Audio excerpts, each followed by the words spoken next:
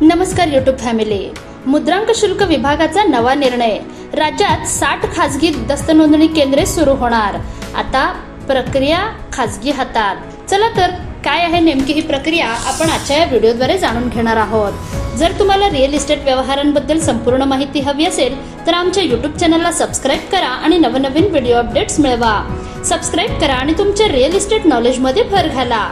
दस्त नोंदणीसाठी गेल्यानंतर तुमचे आदरातिथ्य व्हावे, सर्व सुविधा मिळाव्यात असे वाटत असेल तर मुद्रांक शुल्क, नोंदणी शुल्क या व्यतिरिक्त 5,218 रुपये अतिरिक्त शुल्क भरावे लागेल. ते भरल्यास सर्व सोयी सुविधांसह तुमच्या वेळेची बचत होऊ शकते. कारण नोंदणी व मुद्रांक शुल्क विभागाने नवीन दस्त नोंदणी कार्यालये खासगी तत्वावर सुरू करण्याचा निर्णय घेतला आहे. राज्यभरात नव्याने 60 मुद्रांक शुल्क आणि नोंदणी कार्यालये सुरू करण्यासाठी व ते चालवण्यासाठी मुख्य सचिव राजेश अग्रवाल यांच्या अध्यक्षतेखाली एका समितीने या कंपनीला कार्यादेश देण्यास मंजुरी दिली आहे.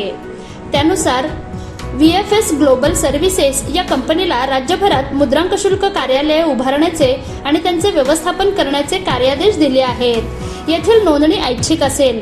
पहिल्या टप्प्यात मुंबई, ठाणे, पुणे, नागपूर आणि नाशिक या शहरात 30 केंद्रे सुरू होणार आहेत. कंपनीने एका विशिष्ट संख्येपेक्षा दरमहा अधिक दस्तांची नोंदणी केली तर त्यातून कंपनीला मिळणाऱ्या नफ्यातून महसूल विभागालाही वाटा दिला जाणार आहे, अशी करारनाम्यात अट आहे.